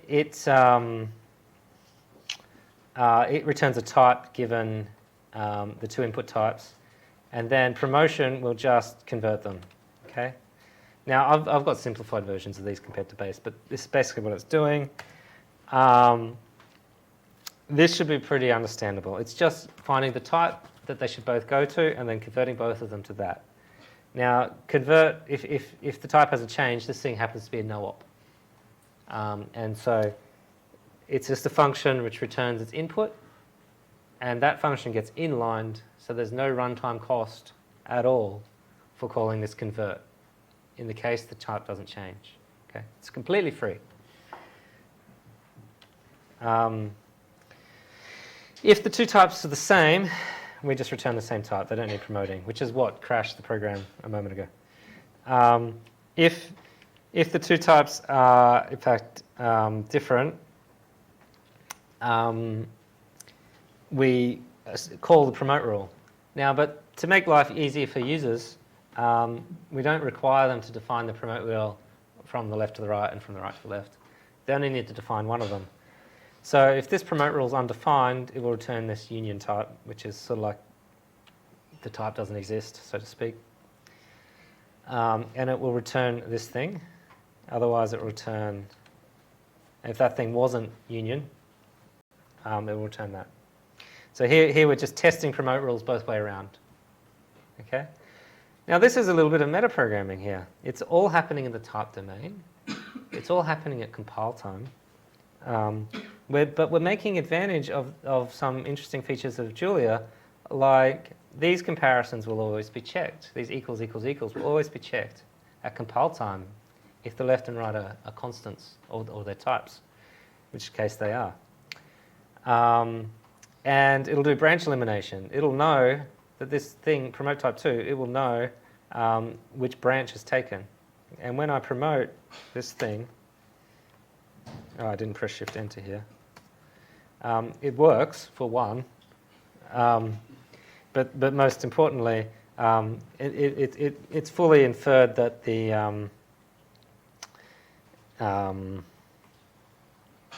there's actually a bunch of optimization that's gone on here, and it's jumping straight to that is signed integer to floating point. Yeah. So it converts the integer to floating point and then returns them both. Any questions? So Explain the bit with the empty union in a bit more detail. the bit with the empty union. Ah, this thing. The empty union. Where does the empty union? Okay, that's a great question. So union, this thing. So first off, what is union? Union is normally used like this. Union in missing, say. All right. So this is a type which could be an integer or a missing. Okay. Union itself is kind of an operation on the type domain. I can take union of just int, and it will return an int. Try control enter. Then we'll scroll down. Who was that? Thank you. Control enter. Pro tip. Evaluate templates without checking it. Hey, and then if you take the union, and I could have three things. All right, and and I'm a slow learner. You could have three things. It's kind of like a little operation. Now, what if you had the union of no types? Well, semantically, object can't exist. You can't make a concrete object of this type. All objects have a concrete type. This is the union of no types. No object is in this class. It is a type, but there is guaranteed to be no objects anywhere in Julia at runtime that have this type. Why does the call to promote return Yes. union of So that's because there is a definition of promote rule. catch-all? There's a catch-all. There's a definition of promote rule that has that. And then it's used more or less as a, it's a word starting with S here, a signifier here, for this condition. Okay, because no user could type a valid promote rule where the answer was union. Yep. So is union the same as the bottom type? Yep. So bottom's been removed, I believe, in Julia 0.7. It's called the bottom type. So there's all. Imagine you have a type tree, and you can imagine some ASCII art, but I'm going to just have a little pipe here, and then you could have, a bunch of types.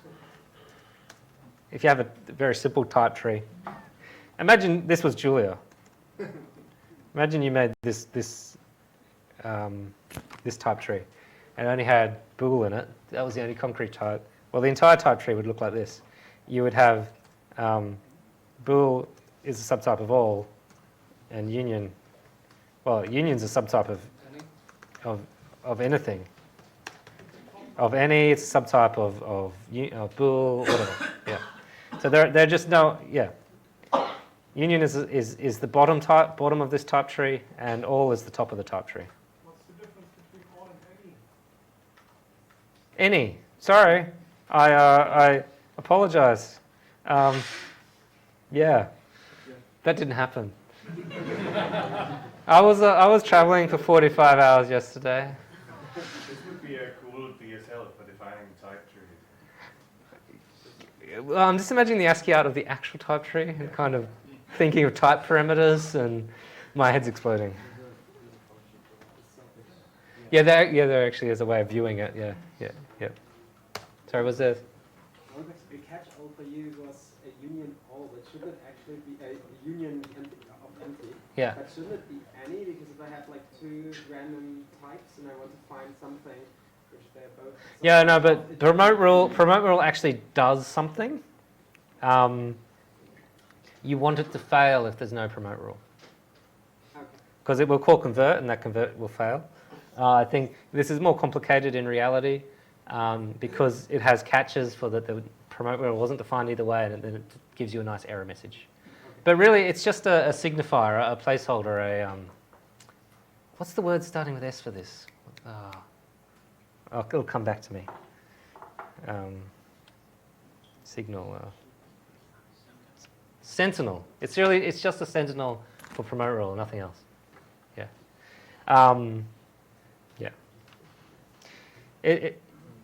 Yeah. I'll leave it. Okay, so I can define my own addition function, for instance, which uses my promote rule. And we can look at how well this is typed. And we can also go down to, say, the LLVM level or something and look at what it's doing. It's doing lots of stuff. Oh my God, that's crazy. Why is that? Oh, I know. It has to throw errors if the integer doesn't fit or something. No, that doesn't make sense. Code typed. Anyway. Oh, it didn't work. Oh, that's embarrassing. It worked the other day.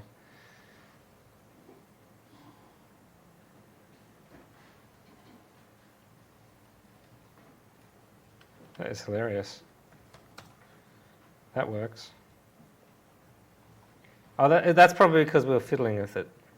Yeah. I don't know if does it work on anyone else's one. Okay, you should all have benchmark tools installed.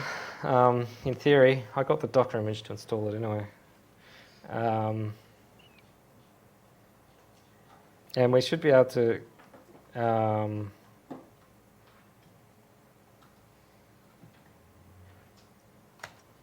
what was I going at here? I don't even remember anymore. Ah, that's what's going wrong. Yeah. So, no, that's not right. It's a pain that this doesn't work. What happened? Sorry, I don't have a mouse. I can't scroll properly. Bear with me a moment. What I was going to go on here was inlining and not inlining in Julia and how it can affect performance. Unfortunately, I've managed to destroy the performance of my promote because we were screwing around with it here. That one was fine. That works. So what have we done wrong?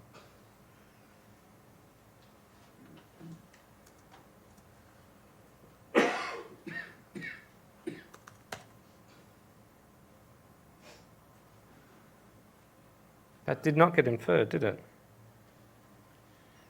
It's probably I probably did something.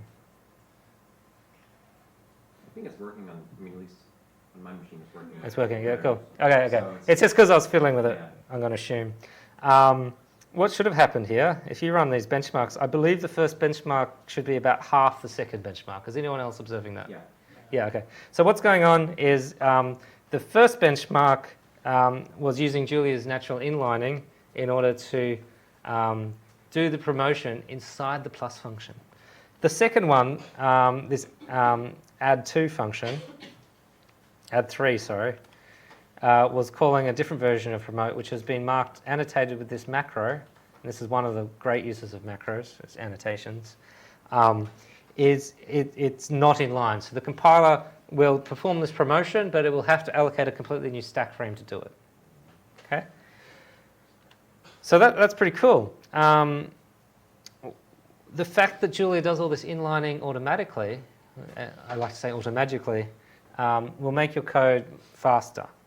And yeah, so not sure what else I was going to say about that.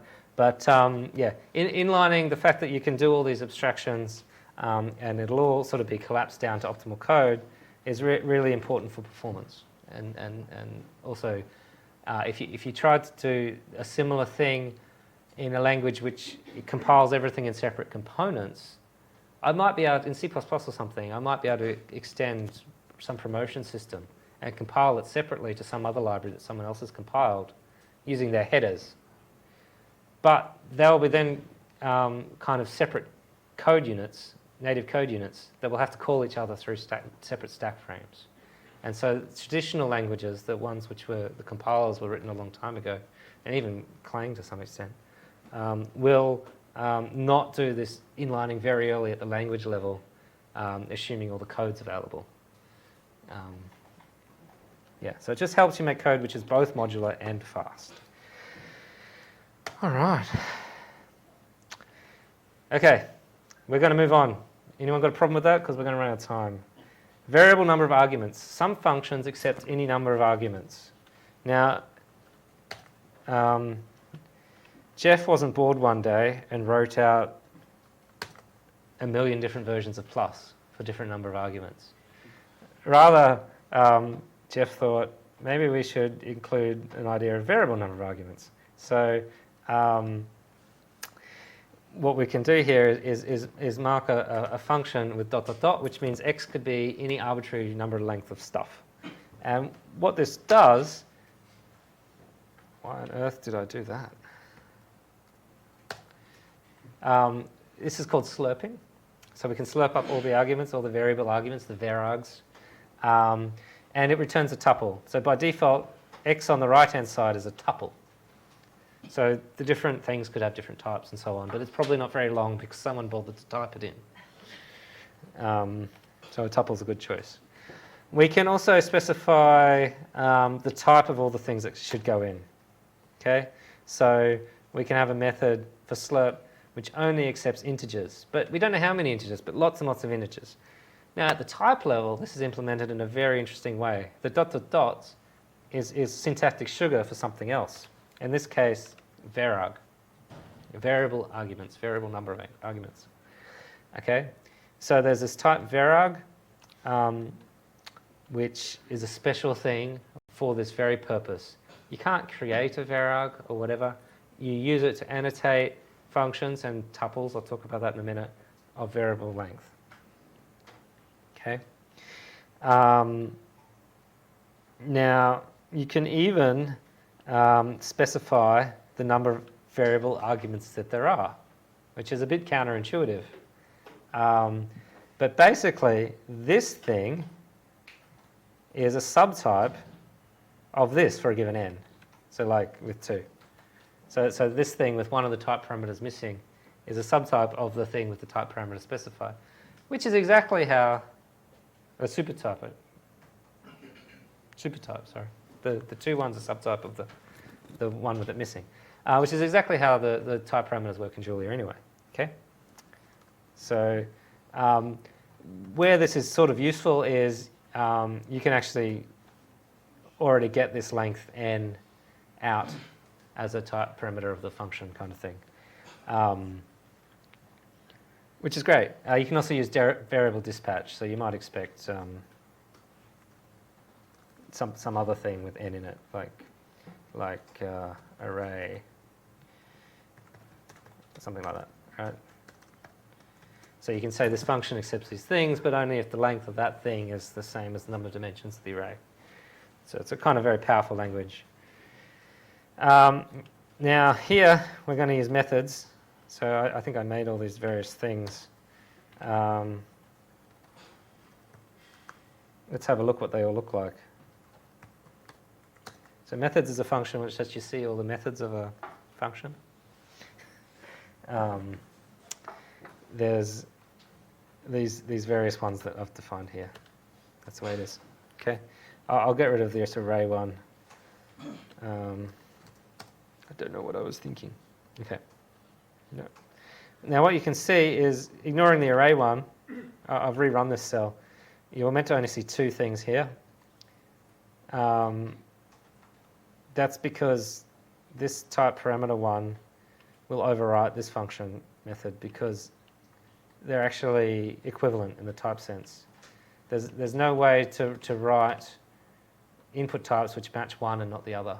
Okay, that's just this property of these unionals and type function specialization, method specialization. Of course, there's lots of functions where the variable arguments have things preceding them, like map, for instance. Okay. So what is a method signature? Well, a method signature is actually a tuple. So the things that you put into a function is actually a tuple. And they've really been modeled after each other in Julia. Even the syntax with the curly brackets is because you call a function with the round parentheses. That's all. Yeah.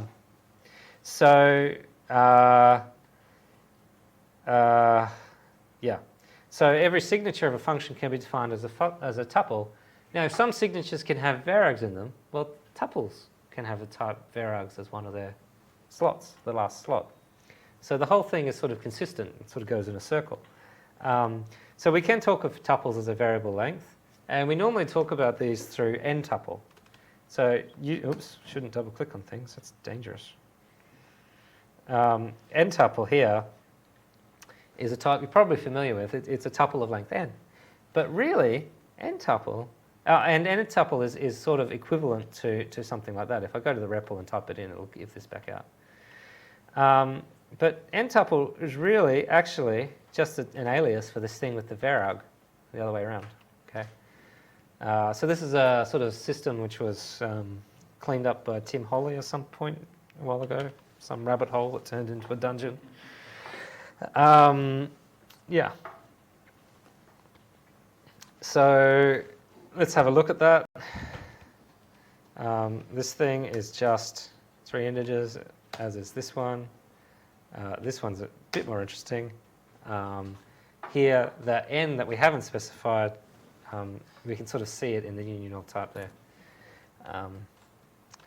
And like I said, just like a function type, you can have multiple well-defined types and then your varags.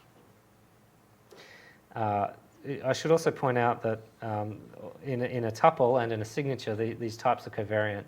So you could have a mixture of int64s and int32s and so on in that varags, and that's okay.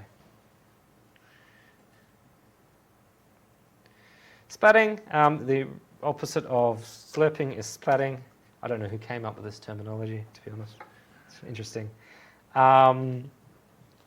can create a tuple. We can splat things into a function call or into a tuple.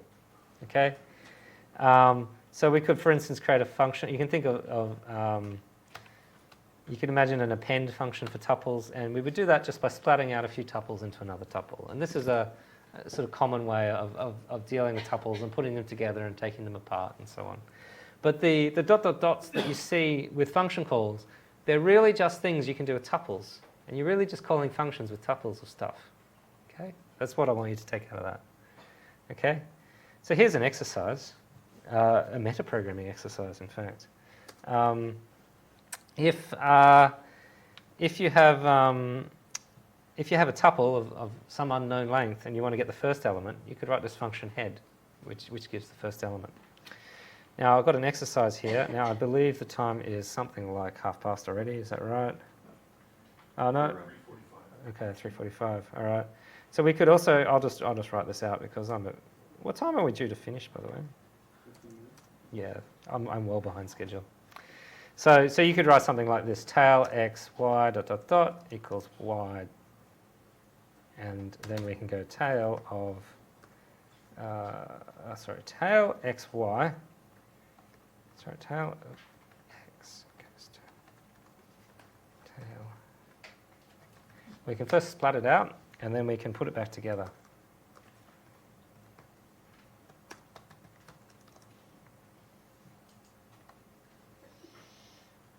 Yep.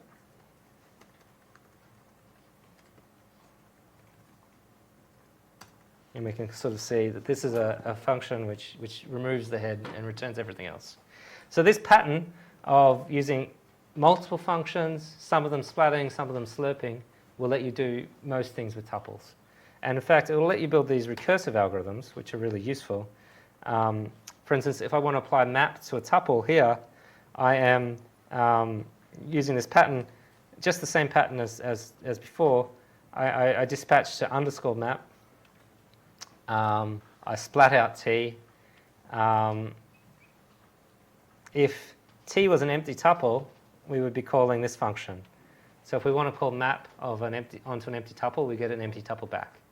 That's what that means. And otherwise, what we do is we recursively call map2 in this special pattern where we apply f to the first element and then map the tail. All right, so this is, we could have written this in terms of head and tail, but I just put it out in full. Okay, so this is an important pattern. So map2, if the tuples of length 10, map2 will then be called with a tuple of length 9, and then with a tuple of length 8, and then with a tuple of length 7, and so on. And the compiler will actually have to compile 10 versions of M2, map2, and hopefully it will also inline them all and so on, so that at runtime you don't have to deal with that. So here we can run the code when we're now using recursion to go through all this stuff. Now, just to show you something, there's lots of inlining going on here. So if I go something like code native of that, it's really doing a very small amount of work. It's using SIMD registers even for some reason. I guess there's 3 things, that's fair enough. To apply the minus sign to these things. Now, we will have to skip these exercises. I actually highly recommend you go through afterwards and do the recursive exercises. They're very interesting if you haven't done them before. It's a good pattern to know how to master. Just a very quick question. So you're talking about how you move logic and stuff from runtime to compile time. But then when you're working with all these tuples, all of the elements of the tuple can have a different type, and then I guess the compile time can just be crazy. One thing I wrote was static arrays. So it does loop unrolling on 3 vectors or vectors of length 8 or something. And this method combined with inlining will let you basically do fully unrolled loops for these operations. Just they're all on the stack frame, yeah. And that's the point. I could have used macros, I could have used generated functions or another technique, another metaprogramming technique to achieve that, but this was much more economical for me as a programmer. What I mean is, don't you end up sort of killing the compiler that you... Yeah, sure, the compiler. I was about to talk about that. So even though you might do all this inlining and end up with a nice unrolled loop, your compiler still has to do n-squared work for a tuple of length n. Okay, so it's a really terrible algorithm. So very judiciously use this. Don't just use this blindly. Never use it on arrays or anything like that. Terrible idea all around. However, when you're trying to do something and you know that the thing you're dealing with is short, it can be a useful technique, and you will see it in Julia code. Here I'll benchmark this map function on a small thing, length 3, length 32. It still does it in 2 nanoseconds. When I jump up to length 33, it jumps up to 40 microseconds.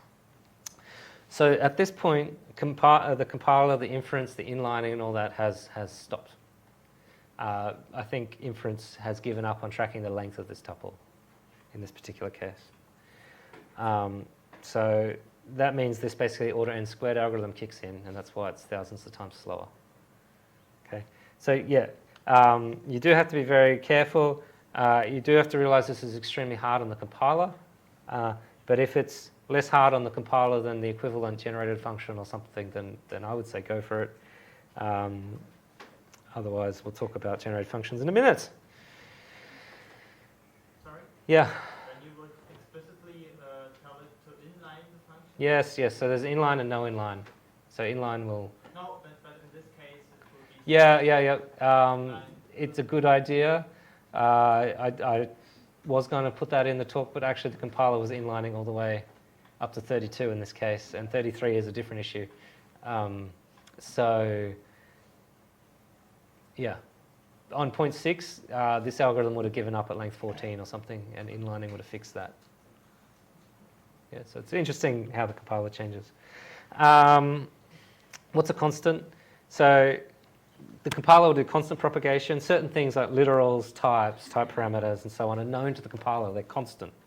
Okay? And it can determine other constants based on those constants for certain operations, like adding 2 integers, or making a tuple of 2 constants returns a constant tuple, or having a constant tuple and doing get index on it with a constant returns a constant. So there's a whole bunch of operations that Julia can do constant propagation on, sort of very safely, and I've got a list of things here. But basically, what we can see, if we say this function is 1 plus 2, already at the Julia optimized code level, not LLVM, it's already turned 1 plus 2 into 3. Okay? And in fact, constant propagation will continue down a tree of function calls. So here we're calling it again, and you get 6 when you're adding 2 of those together. Yeah? Very powerful. So even if the inputs aren't constant, I don't know. That's just a coincidence, right? Even if the inputs aren't constant, it might know that the return value of the thing is constant. However, it won't just sort of. I mean, if your thing mutates something, it will still go and do that. It won't kind of just assume it's some pure function. It sort of knows when it's not a pure function. But not all operations propagate. Like it's converted pi here to a float 64 as a constant, but it's decided adding floats at runtime is a bad idea. If constant propagation worked on every single built primitive operation, what would happen? If constant propagation was enabled for every single input, and you wrote a script as a function to execute your code, and you put all your constants in that script function, it would actually run the entire program during compile time a bazillion times slower than normal and have the result returned to you. So it's actually it's a safety thing that you wouldn't necessarily want to enable constant propagation for absolutely everything. But that's a point people can free to have different opinions on, I suppose, or maybe we should have annotations and so on. But what was it? I don't know what I'm going to say here, but it's something. Yeah, that's right. If some functions aren't constant, particular, for instance, things like this, where if you have a non-constant going into a val, it won't be able to infer the type of the val. If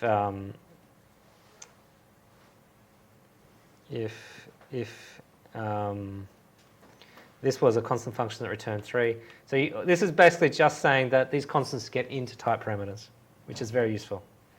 Pure functions are for when you want to make sure the compiler treats this function and does constant propagation for this function.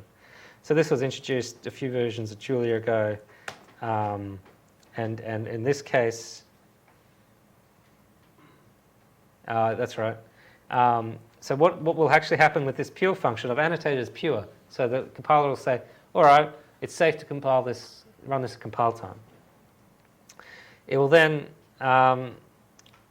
if you then look at it, you see nothing has changed. So it's like, why didn't anything change? Well, a pure function will only get this specialization when it's called from another function, and that function is looking for constants as input.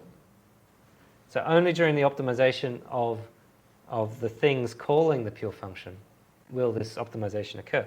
So if I just add a simple wrapper, we actually now get the constant 4.14. Okay? There are severe limitations on pure. Avoid it if you can. It's an assertion to the compiler that this function can be invoked at any time with no side effects. Now, Julia is a very interesting environment. It has a type system, method tables, and all these things. So basically, it's saying, I can run it any time. There's 2 bits of this statement. I can run it at any time, and I can run it with no side effects. So it's a pure function, so it can't call a val, it can't define types, it can't do all that sort of stuff, because that would mutate the Julia's internal state. It also, if Julia's internal state changes, the pure function shouldn't change. Which means if I write a pure function which calls a generic function, and someone calls this pure function with a newer type, and that generic function has a new method for that type, it will balk and throw an error. So basically, you have to be very, very careful. You only use it for things like adding integers, creating tuples, figuring out, manipulating types with very primitive operations which never change. You can't use them as generic functions. Okay? in the same sense that a macro only does one thing, a pure function should probably only do one thing. Yeah. Left. I might have missed it just now. Yeah. But you basically said why not to use pure, but you You only use it, saying- don't use it as a generic function. No, So, no, my question would be from what you said. is yeah. I would just not use it. No, Good, can you do good. that? If 95% of you out here get the impression that you should just not use it, that's fine. I want you to let you know that in certain cases it's useful. If you have a computation you want to do on types, let's say you have this capital tuple type with the curly braces, and you want to do something like, I want to get all but the first type out of that, out of that thing. I want to call tail basically, but at the type level. I might write a pure function which goes and looks in the parameters of the tuple and creates a new tuple type and returns it. But this is only I know the structure of types and so on. I know the operations I need to do that. It's a very simple operation, but it won't be done sort of by Julia automatically. Inference will sort of fail if I tried to do that in normal Julia code. So it's sort of safe for me to do that as a pure function because that operation is not going to change as other people add new methods and new types. Also be aware there's a PR to deprecate some parts of PR. Yeah. Perhaps, yeah. Yeah. But you will see it being used. It's less necessary in 0.7 than in 0.6 because 0.7 does so much more constant propagation for you. Okay. What is this? Interprocedural constant propagation. So I think I've touched on this, but basically, I don't know what I was writing here. I think I was playing around. Can anyone see why I wanted to do that? Oh, that's right. Take this function where it has this flag, return character, return char. So depending on what this flag is, it might return the first character of a string, or it might create a string from the first character of a string, depending on what the user wants to do. Now, this is not type stable. The compiler doesn't know what you want. Now, what Julia can do is inline this function, and if it's called from another function where that bool is a constant, because usually this is chosen by the programmer. It's the programmer that wants a character or a string. It's not got to do with the data that inputs to the program that the program runs on. So that's typically a constant somewhere. And so this inlining and constant propagation will let you, basically, you're not propagating the value of return char into this function and specializing it. You're more inlining first char into your function and specializing your function and optimizing your own function. Okay, so constant propagation works within the scope of a function, and you use inlining to make it jump across function barriers. That's important. This is used, for instance, in get property overloading. Anyone not heard of get property? Put your hand up if you haven't heard of get property. So in Julia 0.7, you can overload the dot operator. You know how you can normally get the struct of a field of a struct, A dot B. Now you can overload this. It's now synthetic. A dot B is now syntactic sugar for get property, not get field. Get field's a primitive built-in function. And by default, it has this definition: get property xf is get field xf. But what we can do is we could define, for instance, let's get the length of an array if s equals length. This is pretty cool. Return length. Else, I don't know. Whatever. F of x. F of array. Sorry. Length of A. You're right. Array.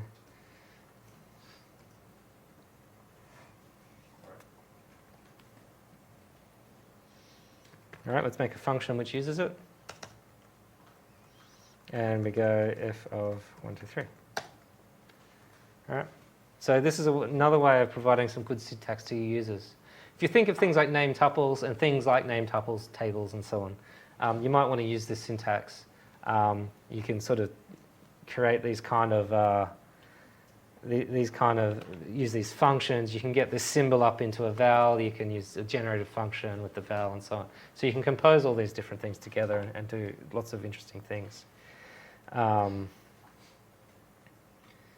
Yeah. Oh, sorry. That was my next box. I'd already sort of written that. And you can kind of see it's calling it. All this is getting inlined, and you end up calling this function base.arraylen, which is a primitive built-in, which calls a C function, which gets the length of the array. So generally, I feel this is useful for defining interfaces. So if you want to use the dot operation for an interface, for instance, ranges now have a start and stop thing, even if the range doesn't have a start or a stop, like base.12 or something. As data, they may have them as constants, and you can access those constants through get field overloading, get property overloading. Similarly, things like name tuple. Name tuple is a struct where you can have arbitrary field names, basically. So you can make user-defined structs with arbitrary field names this way. And finally, oh God, we're going to run out of time, and people want to know about macros. So let's talk about traits for half a second. Traits are special types you use. I'll skip all that. Traits. Traits are special types you use for dispatching methods. So maybe you don't want to write just one type of get index for all abstract arrays, but you don't want to write one method for get index for every single abstract array there is, all the different millions of types. Maybe you've decided that there's only two possible indexing styles, linear and Cartesian. So base has this trait called index style. Oops, shouldn't double click. And for a given type of vector or array, it can either be index linear or index Cartesian. And what happens is getIndex will dispatch to underscore getIndex. This is approximated with the index style of that thing. And then you can write separate methods using traits for the Cartesian and the linear case. And so this is a nice extensible system for two reasons. One is, as a user, as a library writer, I get to choose whether my container is a linear or Cartesian. But furthermore, as a library writer, I can come up with a third type of indexing and define getIndex for that style. This kind of metaprogramming is extensible. It's generic. We can take two different bits, and this is the bit I skipped, of Julia code, and compose them together, and we can be confident that they work together. And this is the real magic, I believe, of Julia. Any questions before we... Oh shit, we're already over time and we haven't done macros. This went so fast. I'm so sorry. Any questions? Yeah. So I didn't quite actually understand what you mean by traits. So like yeah, I know. It's because I'm out of time. So it's a type. It's a type, right? So I can assign properties or attributes or traits about different types of objects. So for instance, a normal base array stores its memory in dense format. So that's something I know as a user about base array. I could represent that in the type system. I could make a trait for the layout of an array, right? And I can say that at compile time I could ask questions about, does this array have dense layout or some other memory format? And then the algorithm I want to use to process that array might be different. If it's dense, I might throw it to BLAS and LAPACK. If it's sparse, I might throw it to sweet sparse, and so on. ALPACK. But how is it different from just defining, like, creating some abstract type, like... Oh, yeah. Like Yeah, no. This is because I skipped bits. It's extensible.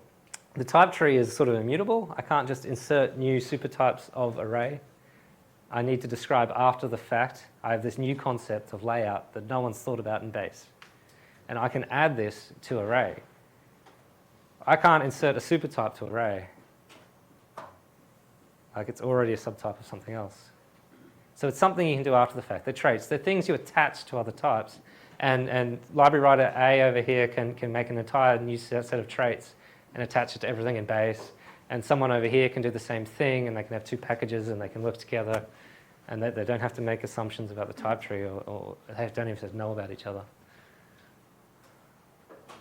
Sorry, it's extremely fast because we're over time. At this point, I think I'm duty-bound to let you go. There is a very interesting... I don't know how we got over time, because I think we spent half an hour setting up. Yeah. So you might have probably come here expecting to learn everything about expressions and macros and all the rest. So I taught you a different way of metaprogramming in Julia. So I hope this tutorial was useful in the sense that there's lots of things you can do at compile time without needing these tools. Now these tools are really, really awesome. They let you create arbitrary code. They let you create really neat tools like code typed and code native. But what I really wanted to teach you is how to use code typed and code native so that you can go and teach yourself. Like if I had one goal for this, it was to teach you to use code typed and code native and fiddle around at the REPL and figure out whether your metaprogramming is working, whether it's going to be fast or not. Because now you have a tool to teach yourself something. And that's way more interesting than me running through stuff you can do on your own. Sorry, that's just my opinion. I can't dump a million facts on you, but I can teach you one technique. So, yeah. I think the one thing I'm often wondering about when I'm trying to do metaprogramming or working with macros is what's the useful, what do you call it, workflow? I mean, how do you go about debugging your macros? Yep. So I'll give you a little hint. You probably figured out. I don't necessarily love macros very much. They're very good. They're very good. They are one-trick ponies. You can't overload a macro. It does one thing. You can overload a macro, I'm sorry. You can define it for different numbers of arguments and things. But you can't make it generic. You can't make it do different things in different contexts, sort of automagically, like you can with traits and dispatch and so on.